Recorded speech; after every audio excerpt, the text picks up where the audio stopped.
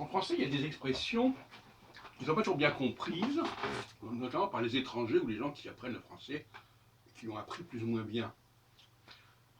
Par exemple, quand je dis mon pauvre ami, ça ne veut pas dire qu'il est pauvre. Et quand je dis c'est bon, ça ne veut pas dire que c'est bon à manger, mais que c'est correct, que c'est acceptable. Et le problème, c'est qu'en français, effectivement, ça crée des problèmes. Si je dis, par exemple, si je dis c'est faux ou c'est mal, etc., tout ça, c'est des choses qui sont mal comprises. Mal, ça veut dire que c'est le mal, ça veut dire que c'est pas, qu'il y a un dysfonctionnement quelque part.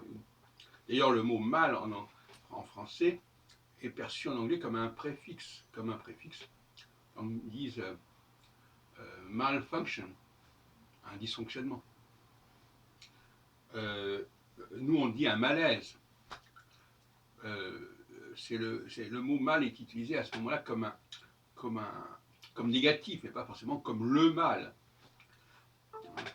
De la même façon, si je dis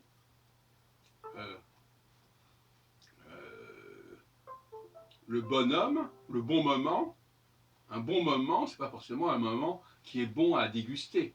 C'est un moment qui est approprié. D'ailleurs, les Anglais en distinguent, ils disent a right man, the right time, le bon moment, right time.